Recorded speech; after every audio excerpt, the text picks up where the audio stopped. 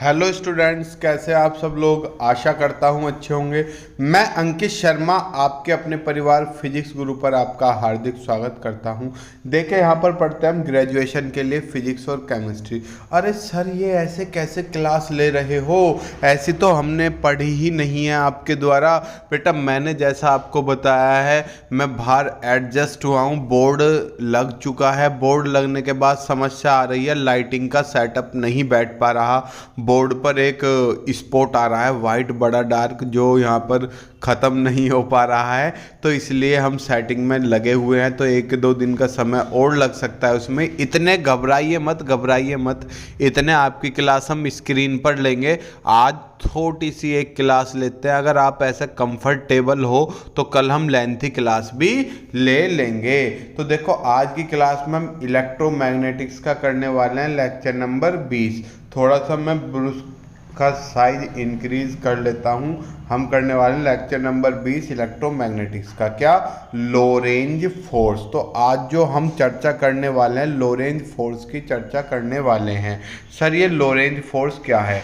इसमें आपको घबराने की तनिक भी समस्या नहीं है। तनिक मतलब जानते हो क्या होती है? बिल्कुल भी घबराने की छोटी सी भी समस्या नहीं आएगी। देखो, हमें पता है कि जब भी कोई चार्ज बॉडी, चार्ज पार्टिकल या करंट कैरिंग कंडक्टर में कोई इलेक्ट्रॉन फ्लो करता है तो वहाँ पर मैग्नेटिक फील्ड जनरेट होता है। जिस मैग्नेटिक फील्ड की वजह से मैग्नेटिक फोर्स जनरेट होता है। और बेटा, अगर वहाँ पर चार्ज रेस्ट में रुका हुआ चार्ज है तो वहाँ पर इलेक्ट्रिक फील्ड भी जनरेट हो जाता है।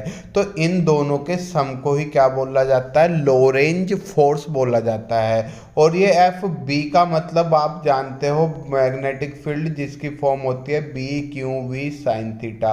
और इलेक्ट्रिक फील्ड कितना होता है? ये होता है ई क्यू।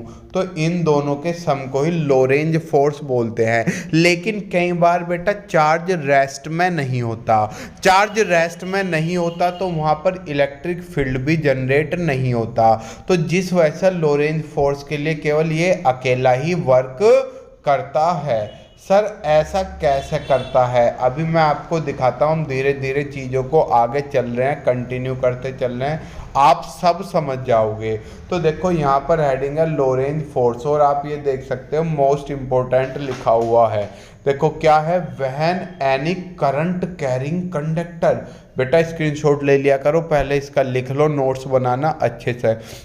सर, ये करंट कैरिंग कंडक्टर क्या है? अबे मेरे बच्चों, यहाँ पर करंट कैरिंग ही लेना है। क्यों? क्योंकि अगर करंट फ्लो नहीं करेगी तो मैग्नेटिक फील्ड भी जनरेट नहीं होगा। क्योंकि मैग्नेटिक फील्ड जब जनरेट होता है जब चार्ज मोशन में हो, और इलेक्ट्रिक फील्ड तब जनरेट होता है जब चार्ज रेस्ट में हो। तो यहाँ पर हमें मैग्नेटिक फील्ड जनरेट करना है तो चार्ज का मोशन में होना जरूरी है, और मोशन के लिए करंट का फ्लो करना जरूरी है। तो बेटा, जब करंट कैरिंग कंडक्टर को मैग्नेटिक फील्ड में रखते हैं तो वहाँ पर क्या प्रोड्यूस हो जाता है? मैग्नेटिक फोर्स जनरेट हो जाता है। इसकी वैल्यू कितनी होती है? B Q V B sine theta, या Q V B sine theta, B Q V sine theta. अब आप इसकी मैं क्या लिखोगे? Vector form. हमने पढ़ाया हुआ है वेक्टर फॉर्म भी इसकी, ठीक? नहीं पढ़ाया तो बताना, करा देंगे, ठीक? तो ये हमारा हो गया क्या? Magnetic force. अगर वहाँ पर क्या हो? इलेक्ट्रिक फील्ड हो। क्या हो? इलेक्ट्रिक फील्ड हो, यानी कि चार्ज रेस्ट में हो, तो वहाँ पर इलेक्ट्रिक फोर्स भी लगेगा। और इलेक्ट्रिक फोर्स कितना होता है? E Q. सर, ये तो हमने पढ़ा ही नहीं, नालायकों। पहले चैप्टर में क्या पढ़ा था? Electric field E equals to F upon q. Q divide में है या मल्टीप्लाई में पहुंच गया, तो एफ इक्वल्स टू क्या हो गया? E Q. ये क्या हो गया मेरा? Electric force. अब यहाँ पे देखो तो सो द सम हो, यो एस ओ एम ई नहीं है, ये है एस यू एम। इसका मतलब होता है प्लस। किसका प्लस? इलेक्ट्रिक फोर्स का और मैग्नेटिक फोर्स का। अभी हमने थोड़ी देर पहले यही चर्चा की थी, क्या इलेक्ट्रिक फोर्स और मैग्नेटिक फोर्स का जो सम होता है उसे क्या बोलते हैं? Lorentz force. समझ में आया? Lorentz force is nothing but the sum of magnetic force and electric force, यानी कि Lorentz force electric force और मैग्नेटिक फोर्स का सम होता है। ये यहाँ पर लिख दिया। दैट इज का मतलब आप जानते हो, अर्थात F equals to F B plus F E. F B की value B Q V sine theta और एफ ई की वैल्यू ई क्यू। ये तो कोई समस्या नहीं है। अब यहाँ पर एक सिंपल सी देखो, but if the charge is in motion then there will be no electric field, यानी कि वहाँ पर कोई भी चार्ज रेस्ट में ना हो, सारे के सारे मोशन में हो। तो जब चार्ज मोशन में होंगे तो मैग्नेटिक फील्ड जनरेट करते हैं, वहाँ पर कोई भी इलेक्ट्रिक फील्ड जनरेट नहीं होता। तो इस केस में आपका जो मैग्नेटिक फील्ड है वो ही क्या करेगा, लोरेंज फोर्स। क्यों, अबे देखो तो जब रेस्ट में है तो रेस्ट में नहीं है तो कोई इलेक्ट्रिक फील्ड नहीं होगा, तो इलेक्ट्रिक फील्ड जीरो। अब जब इलेक्ट्रिक फील्ड जीरो हो गया तो क्या ये EQ जीरो नहीं हो गया।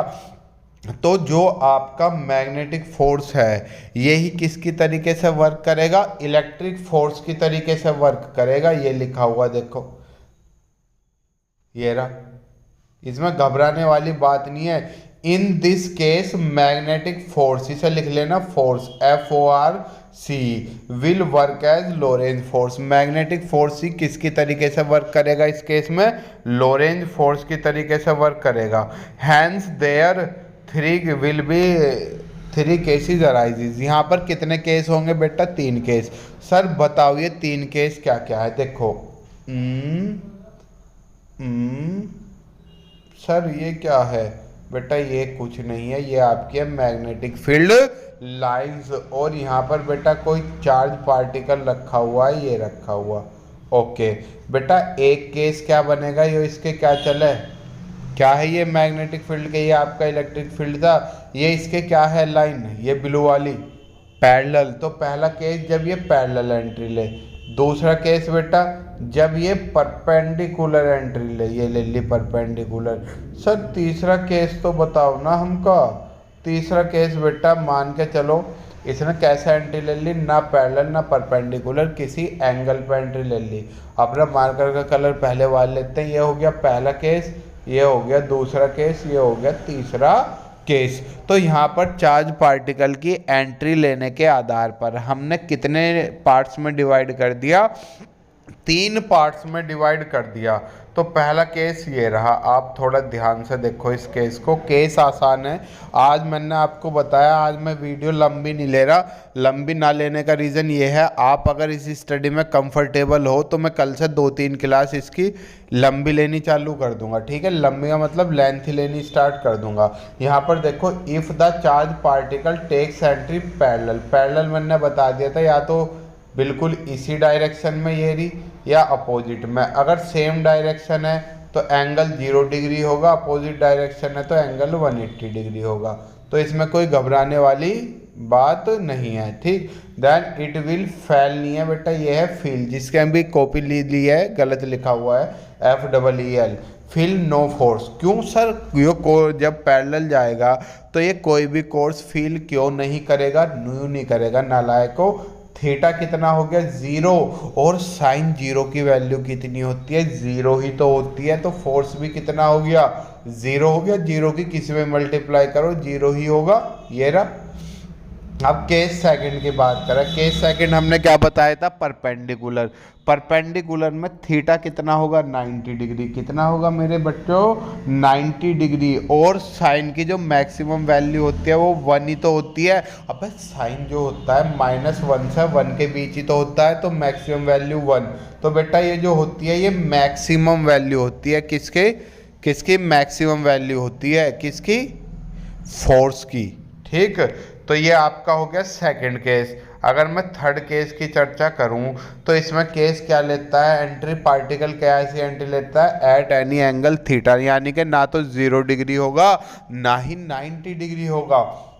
तो जब बेटा कोई चीज़ तिरछी चलती है तो ये 2 कंपोनेंट में टूट जाते हैं, एक तो हॉरिजॉन्टल और एक वर्टिकल। आपको पता है क्षैतिज घटक और ऊर्ध्वाधर घटक। तो यहाँ भी ये 2 हिस्सों में टूट जाएगी और आगे कैसे चलेगी, हेलिकल मोशन कह लो, हेलिक्स मोशन कह लो। इसमें कैसी चलेगी बेटा, इसमें कैसे घूमेगा पार्टिकल, सर्कुलर।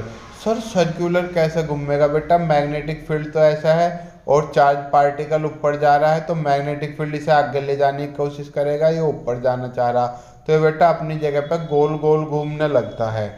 बाकी मैं आपको जब लाइव वीडियो लूँगा उसमें मैं आपको बता दूंगा, इसमें कोई घबराने वाली बात नहीं है। ठीक, हम कहाँ पहुँच गए, यहाँ थे हम।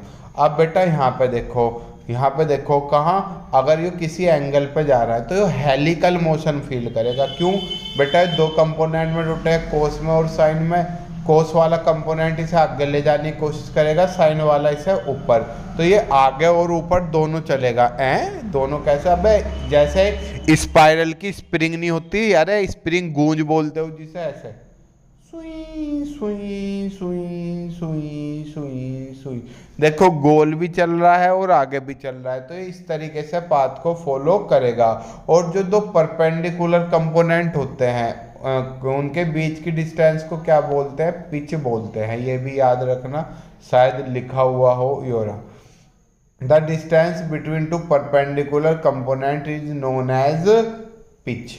ये फिगर बन गई। ठीक, तो बेटा देखो आपको इसमें घबराने वाली कोई बात नहीं है।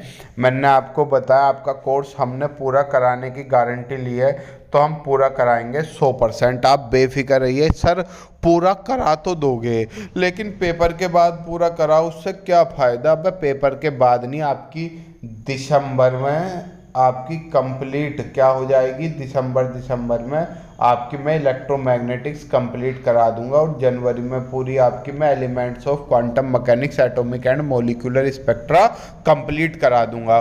तो आप बेफिक्र रहिए, तब तक के लिए खुश रहिए। और बेटा थैंक यू आपको इतना विश्वास जताने के लिए कि हमारे सब्सक्राइबर भी 50K होने वाले हैं। तब तक के लिए खुश रहिए, मुस्कुराते रहिए। जय हिंद, जय भारत।